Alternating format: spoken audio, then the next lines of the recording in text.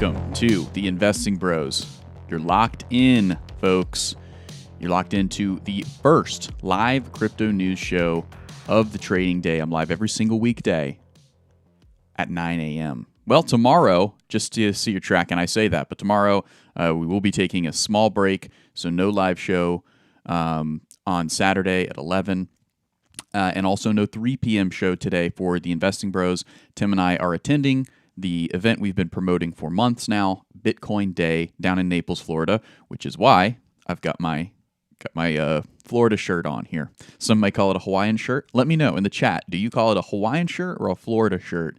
As a Florida boy, I call it a Florida shirt. I got my panhandle right here as well on my neck. Gotta represent. All right, we're moving, we're grooving. Well, the news is not so bright. It's not so cheery. I know I'm cheery. I'm going on, a little business vacation going on here, the Bitcoin Day. And actually, I'm going to go ahead and take this down now. Bitcoin Day is coming down. But I am very, very, disappointed to see, a delay here in the Ethereum ETF. Now, I'm not surprised, but I am disappointed. It would have been nice to see the SEC grow up and just do something properly for once. It doesn't look like they're going to be doing that today. So let's go ahead and take a look. Ethereum price not really reacting to this delay very much. Ultimately, kind of continuing to move sideways on the daily chart. Let's go down to the 4-hour and just kind of see. Yep. So on the 4-hour, not able to get back above that midline of the Bollinger Band after the initial drop from the news. But ultimately, really, this is nothing. This is just a little flash in the pan for Ethereum. And it's actually looking more bullish than Bitcoin because it does kind of have that Ethereum spot ETF wind in its sails, right? But as we've seen, that may be a sell the news event once it comes on. Let me know. What do you guys think?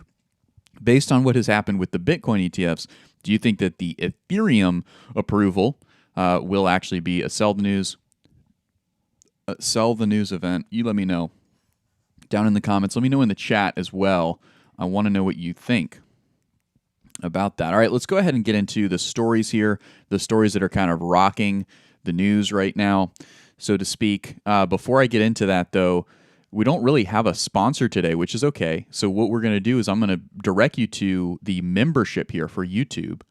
You can become a member. You hit the join button, and then you go into your Discord, and you have to do more than just hit the join button. You have to, follow the prompts there. Pick one of the membership tiers. The most popular one is silver, or I'm sorry, BROZ.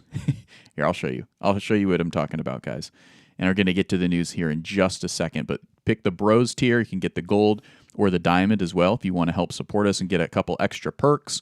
But the BROZ tier is the most popular, and then you head over to your Discord account and you attach YouTube from there.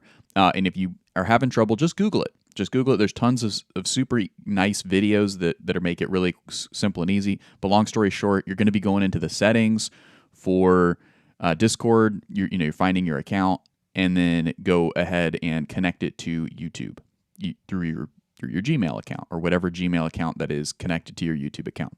Moving on. Let's go ahead and get into the SEC delays. Decision on Fidelity's proposed spot Ethereum ETF to March. All right, so that's going to be kind of the next big deadline. The commission finds it appropriate to designate a longer period of within time to make action on this proposed rule change so that it is sufficient time to consider the proposed rule change and the issue of blah, blah, blah, blah, blah. Okay, so they throw a bunch of spaghetti at you and expect you to care about what they have to say. Ultimately, it's a delay. It's a delay all the way around, no matter what you look at it. James Safer did chime in, though. He's kind of the ETF correspondent over there at Bloomberg. So he's chimed in. He said, Fidelity Ethereum ETF delay just now, completely expected. Okay, dates that really matter are late May in my view. So that's his view that they're in late May. This article saying March is kind of the next deadline, and it is. But as we've seen, the SEC likes to push it to the limit, baby. They like to go all the way and keep you guessing, keep you on the edge of your seat, and also get the issuers, the potential issuers, the applicants, I suppose, at that point, ample time to make amendments and get their legal teams fees up for the year. So It's a lot of fun over there. But meanwhile, over at JP Morgan, they're not quite so bullish, and they're telling their clients something to the contrary of what we just learned, which is no more than 50% chance of spot Ether ETF approval by May, JP Morgan says. So let's read more about what they have to say here. JP Morgan analyst led by Nicholas Panagritsogulo. What a name. Well, Nicholas said that he's skeptical. While we are sympathetic to the above arguments, we are skeptical that the SEC will classify Ether as a commodity as soon as May. Analyst led by Nicholas said in a note to clients on January 18th, adding that the chances of approval of a spot Ether ETF on May this year is not higher than 50%. So really coming in pretty low there. The ongoing lawsuit, he adds, the ongoing lawsuit by the SEC against crypto exchanges offer staking services for proof-of-stake blockchains, including Ethereum, make a spot Ether ETF approval more challenging, at least until these lawsuits are resolved.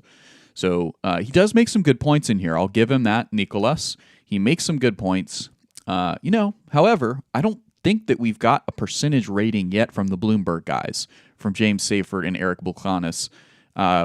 It'll be interesting to see what they come out at, but JP Morgan trying to get ahead of it here. JP Morgan always tries to be the bear in these crypto sagas, these crypto battles with the SEC and other regulators. JP Morgan, but they always do kind of lag. I've noticed they wait for the bulls to come out and say their stuff, and then they'll come out and say their bearish things, rear their bearish claws. But JP Morgan this time kind of getting ahead of it. So I can't think of a percentage chance that the Bloomberg guys have really given quite yet, or that I've seen in general. What I've said on record is that I do think that there's a lower percent chance that this gets passed than the Bitcoin spot ETF, because for a variety of reasons. But I'll leave it there.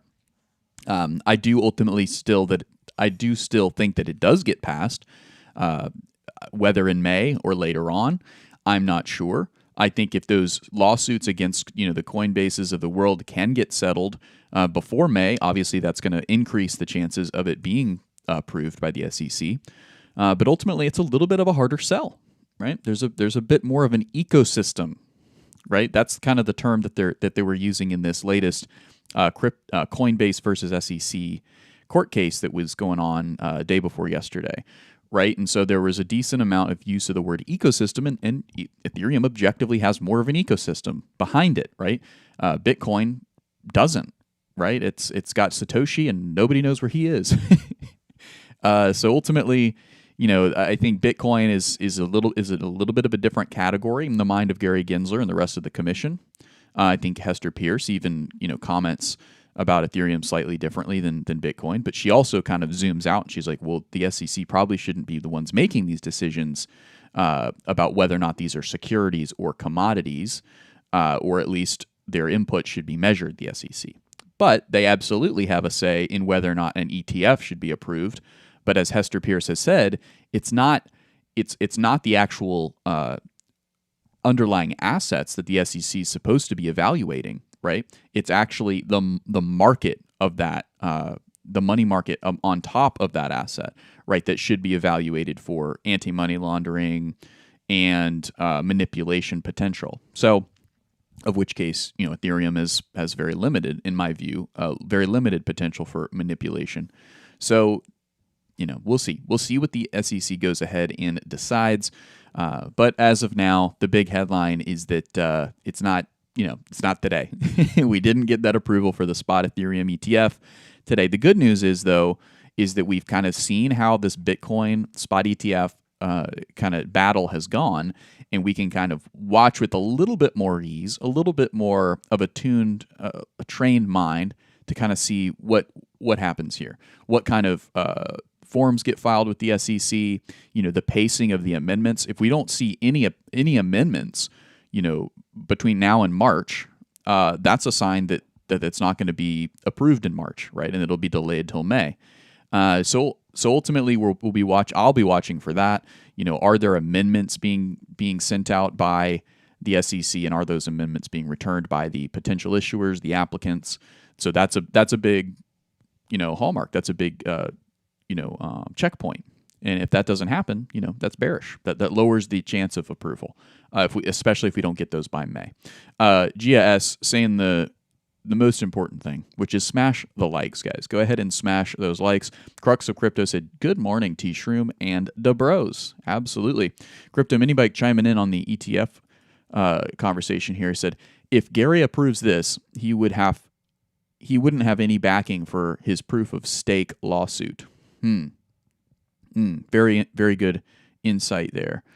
Thank you. I really appreciate that, Crypto Mini Bike. So he's got an ongoing lawsuit, and if he approves it, it would kind of run counter to what he was thinking before. However, I would say, as Gary Gensler cited himself, or he said ultimately that the reason why they approved the spot Bitcoin ETF was not because he was endorsing it or that the SEC liked it in any way or thought it was a good investment, only because of the judicial outcomes, right? He said he respects the rule of law, he respects the outcomes of the judicial process, right? And, he's mostly referring to, the lawsuits that he's lost and kind of the Ripple case, right? And so as long as a legal team can make an argument, as long as really Gary can make an argument in his head that Ethereum is less of a security or equal to the level of it being a security as XRP, right, then I think it gets passed. But there are other aspects to that. So that's something definitely to think about. Crypto Mini Bike said, if I've learned anything about crypto that I think means absolutely nothing, what I think means absolutely nothing, crypto is going to do what crypto wants to do. Absolutely. Absolutely. We've seen that in the charts the last couple weeks. Meek Vision said, good morning, Shrooms. Good morning, Meek Vision. Let's see. Dylan Martinez says, Ethereum ETF approval will be during Bitcoin cycle down and Ethereum cycle up. That's an interesting thought. So kind of the handoff. So if you're new to crypto, you don't know, you may not know, but there's cycles even within crypto, right? So there'll be the first one's always Bitcoin moving up and to the right very precipitously, right? Parabolically, some might say. And then a lot of that liquidity rotates into Ethereum, right? And then from Ethereum, it rotates into, maybe DeFi, and then rotates into layer 2s. And then all of those, different little subcategories of crypto see a giant move after Bitcoin has seen its giant move. So Dylan Martinez chiming in saying, if Ethereum ETF approval will be during Bitcoin cycle down, meaning after Bitcoin has moved all the way up and put in the new highs for this bull market, then Ethereum will be next. That's when they'll approve it. I don't know that I agree with that. I think that timing is going to be decoupled from the crypto ebbs and flows, right? That's my opinion, at least. All right. Let's see who the first comment was. Crypto Mini Bike said good morning. And Servando Estrada also said good morning. So Jonathan Derby said hit the like button. 28 degrees and snowing here, said Gia S. Man, that is cold. I think it's cold down here in Florida right now. And I think it's like 58 degrees. Dylan Martinez was the first chat. He said, yo. So that's pretty cool. All right, we've got a couple more stories here, but let's get into the charts. I haven't spent too much time in the charts, so let's do that. Bitcoin, holding strong to the level that I've been pointing out. I've got it in a bright yellow line here. That is the 41.2 line. That's 41,200 line, and we did not get a daily close below it. Look at this. Look how close it came. Yesterday's candle was very close to closing below. It actually wasn't even as close as these candlesticks back here on the 11th and the 12th. On the 11th specifically, because the 12th closed all the way up here. So is that a higher low? Technically, it's still a higher low from December 11th. Now it's very, very small, very small. So I don't know, exactly how chartists are going to be interpreting that, and if they're going to be making too many moves on that specifically. But ultimately, what I've been saying is staying true, that Bitcoin is not going to have a candle body close below 41,200. Now, what I will say is that we had a Magic Internet Money on yesterday. If you haven't gone and watched that video with Magic Internet Money, it is an evergreen video. What do I mean by that? Most days when Tim and I go live, the information that we say, because we're looking at a lot of real-time price action, a lot of times by the end of the video, it's no longer relevant, right? Or not by the end of the video, but by the next day, it's no longer relevant. Well, that's not the case for this video here, which is the one we did with Magic Internet Money. That's right. Crypto is dumping, buy opportunity, or beginning of crash. So this is the one you want to go watch with Magic Internet Money. He goes into some crazy charts. He gets into ciphers. He gets into the Fibonacci fork. Right. He gets into some really exotic, really cool indicators. Let me know in the chat. Did you guys enjoy that video? I really enjoyed seeing a day trader like Magic Internet Money kind of show off and do some laps around, at least what I'm able to do. So it's a lot of fun. I really, really like it. And you'll like it too. Go ahead and jump over there and watch that video.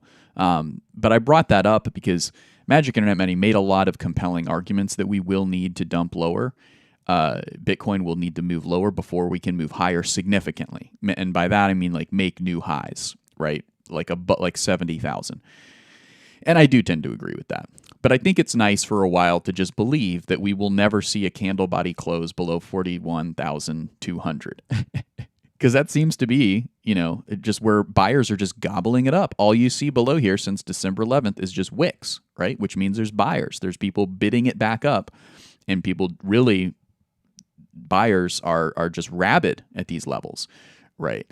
Not letting a candle body close below it. So it's a dream. Ultimately, it's going to take a news story, though, I am convinced. But that news story will come. There will be some FUD, whether it be from JP Morgan or what, maybe the Fed.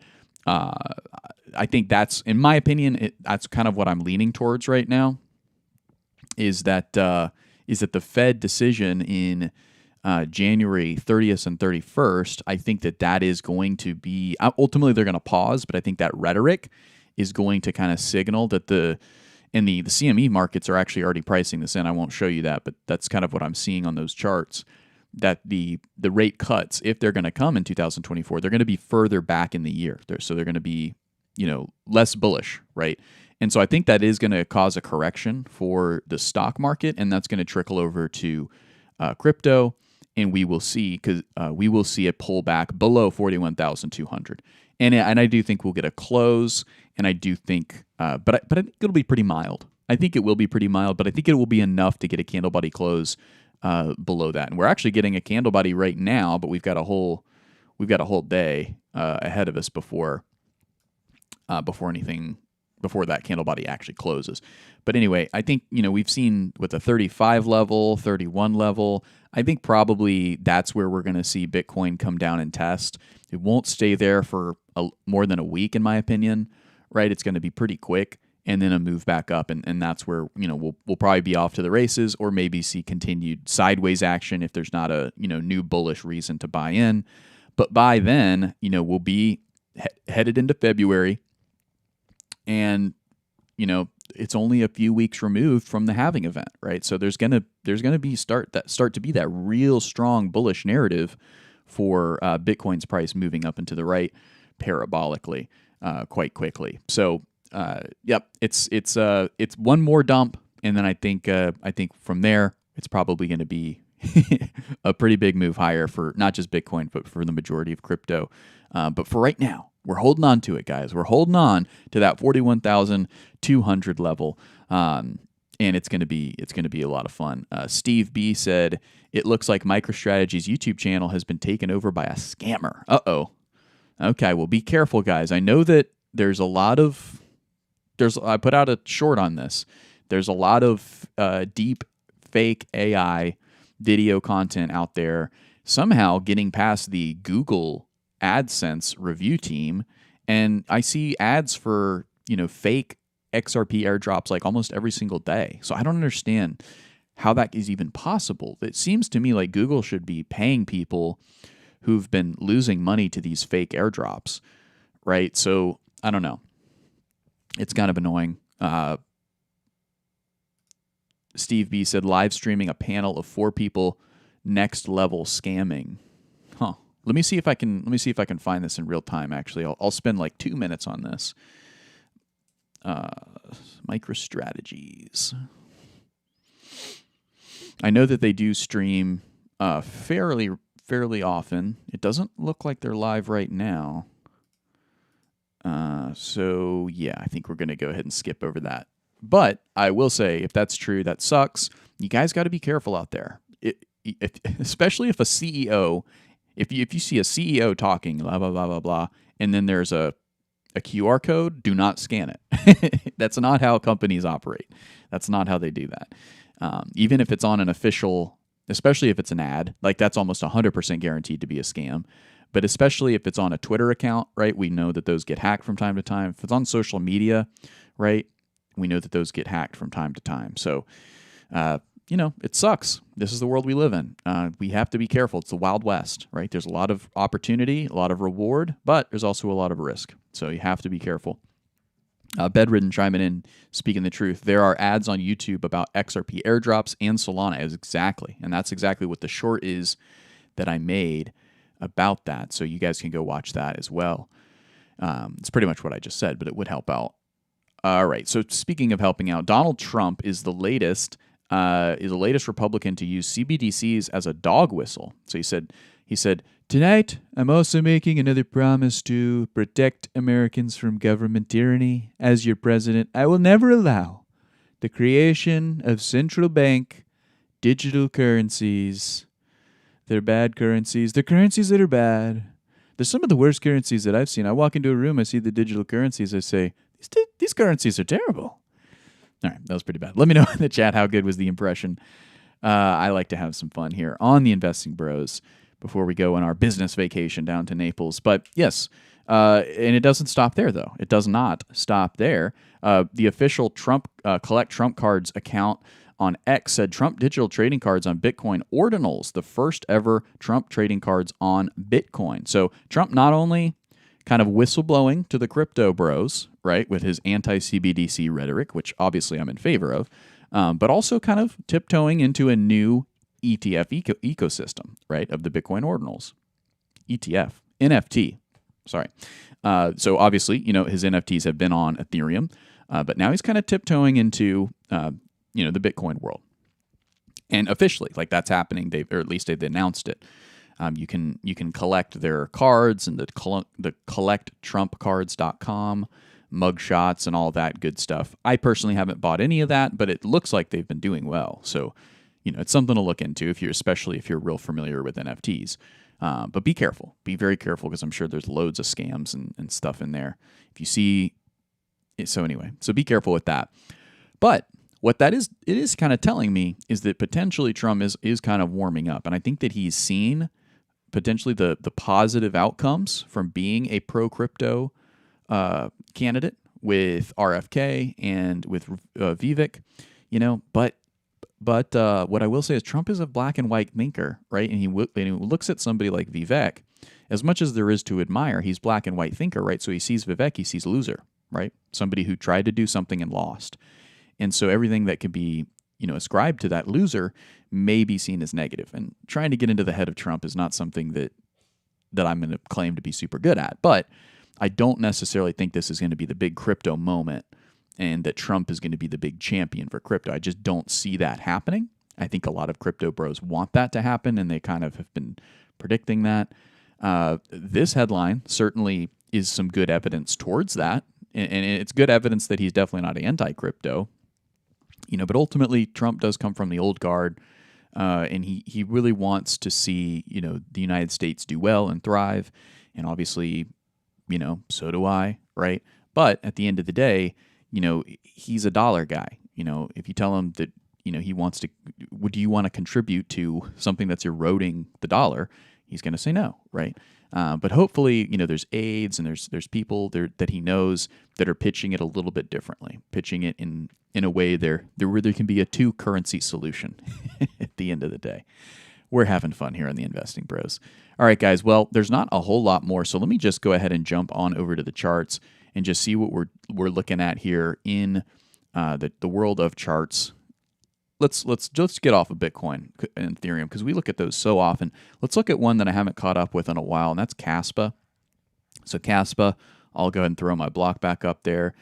It actually is getting back into some pretty bearish territory. So it was unable to penetrate back through this T-box, so to speak, back in mid-January, January 11th.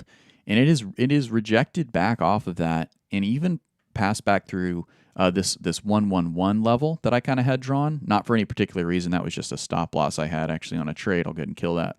But ultimately, you can kind of see it's coming into some pretty good support here on this wick back from November 10th, right at 9 cents, at the high nines. Whether or not it can, kind of make a close back above, it really needs to come back and it's kind of in a similar situation to Bitcoin where it's got all these candle body closes right here and has not closed below 10 cents 3. Right? So it needs to get back above that today. It's got a long day of trading ahead of it to make that happen. But ultimately, Kaspa definitely getting more into the buy zone for folks to load back up their bags, to put it optimistically. Another way to say it is, Kaspa's looking kind of bearish. It's had a lot of sideways movement. And even when Bitcoin was putting in new yearly highs, Kaspa, had done that already back in November, but was really unable to capitalize off that bullishness. So, the Kaspa bulls are still out there, but they're not in the markets. They're not at their trading terminals, is what it looks like. Chainlink, however, kind of being the canary in the coal mine potentially for crypto, showing that it is taking a big move up and to the right. Now, one thing that's interesting is that this has been one of the more bullish coins, right, over the last of this week. Right. And so as you can see, there's a lot of movement to the upside, and it's gotten up above the midline of the Bollinger Band on the daily, and even made it, confirmed it as support, used it as support, bounced off that midline, and could even see a push higher here. Now, it's still put in a lower high than it did back in December 27th, 28th. So that's not all that bullish, but it's continuing just to kind of move sideways. But when I say canary in the coal mine, I kind of mean there's a big push higher, right? And ultimately, Chainlink has been doing things for the last 3-4 months now. Chainlink has been, price action has kind of been a little bit of foreshadowing of the rest of the market, at least Bitcoin, right? And if we take a look here, they haven't done this in a while. I used to love doing this, looking at the Bollinger Bands on the monthly chart. So let's take a look here at Chainlink on the monthly chart. You can see it's had nothing but green candles since the break through the midline of the Bollinger Band. Had a ton of sideways action through the bear market, of course, and now it's made it through, even got up above that other the top line level Bollinger Band. Meanwhile, at Bitcoin on the monthly, clean it up a little bit here, you can see this month, January, is a red candle so far. Now, I had a big wick higher, but ultimately, could we see Bitcoin go ahead and follow in the footsteps of Chainlink, which in my opinion has kind of been front-running, has kind of been the defining coin quietly, very quietly. The news doesn't cover it very much, but its price action is definitive. It is front-running. It is the canary in the coal mine, so to speak. Let me know if you disagree. Let me know if you agree with that. I'd like to hear what you're saying. We see Splashing and Smashing said Miro is the play right now. Well, it definitely was the play a couple of weeks ago. I don't know about now. But it sounds like you might know something I don't. I'm not going to cover Miro too much, but ultimately here, this has been our little analysis of the 1 month candlesticks on the Bollinger Band, and Bitcoin looking more bearish than Chainlink. Let's look at Ethereum. Let's let that Bollinger Band load. But as you can see, Ethereum not a red candle for January so far, so it's looking good, and it hasn't really printed a candle up above that top line of the Bollinger Band quite yet. So that's probably the next big bullish move for Ethereum. Again, this is all kind of like it almost feels like a bull market, that the bull market vehicle is ready, it's constructed, right? It's ready to go, but there's no gas in the tank yet, right? So you're kind of revving the engine, but there's no real fuel for it quite yet. It's really interesting. Oh, we got somebody disagreeing. So disagree. I'd say Solana 10x from bottom Chainlink has done well, but not 10x. Well, yeah, of course, there's been coins that have done better than Chainlink, but what I'm saying is Chainlink is one of those coins that doesn't move with the rest of the market. With the rest of the crypto market. It moves on its own sometimes, right? And Chainlink doing that this week for sure. However, is it the canary in the coal mine, or is it just continuing to do its own thing? I'm not really sure. That's something that we're going to have to let the markets kind of decide. But let's go ahead and take a look here. We've got a little bit of time. I'm going to go over a little bit, but taking a look at the Dixie here on the 4-hour. I'm always curious to look at the Dixie because it's so important. But if you take a look here on the daily chart, the Dixie is finding 4-hour chart. Sorry, the Dixie is moving up a little bit more today. So that's discouraging. When this baby goes ahead and loses support and falls down, that's where we're going to see some a short term sprint probably for Bitcoin and Ethereum, I would imagine. Let's see, the 10-year looking pretty similar, making a push for 2024 highs here. So, the dollar, the incumbent currency, really not giving up this week going into 2024, really trying to show some strength in its purchasing power, and that is reflected in the 10-year and the Dixie. All right, guys, so I'm going to call it there. I've had a ton of fun bringing you guys the news for today. Biggest headlines, obviously, Ethereum spot ETF is delayed, pushed to March, but James Seyffert thinking that May is going to be the month where we actually get the decision. And then Donald Trump kind of edging closer into the crypto realm, kind of testing the water, seeing if the crypto bros are gonna move the polls for him. Of course, I don't know that he'll find much success there. However, it's nice to kind of see that going on. And I think that CoinDesk, when they talk about Trump and the dog whistle, I think that's an apt comparison. That's a really good way of thinking about it, because Trump, at the end of the day, he's got a very conservative, voter base, and so he has to be careful when he's talking about these progressive new ideas such as crypto. So anyway, let me know what you guys think about Donald Trump. Let me know what you think about the ETF for Ethereum being delayed in the chat and in the comments. I'd love to hear what you have to say. I've been T-Shroom. Again, no show today at 3 p.m., no show tomorrow for that Saturday 11 o'clock slot. Usually we do those, so be sure to tune in next week. But we will be at a Bitcoin conference down in Naples. So, guys, I'll see you on Twitter. That's where I'll be seeing you. Keep your stop losses tight and stay hydrated.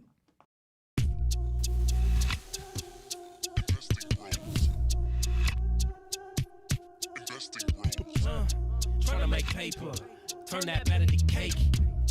Money like Lego, connect the dots that bank.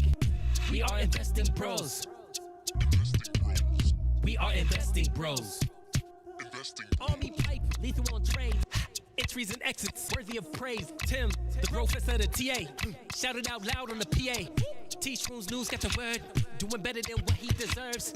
Beamer, leave no evidence. Soon fly coop with his dividend. Trying to make paper, turn that better to cake. Money like Lego, connect the dots that bank. We are investing bros. We are investing bros. Investing bros. Investing bros. Investing bros. Investing bros. Investing bros.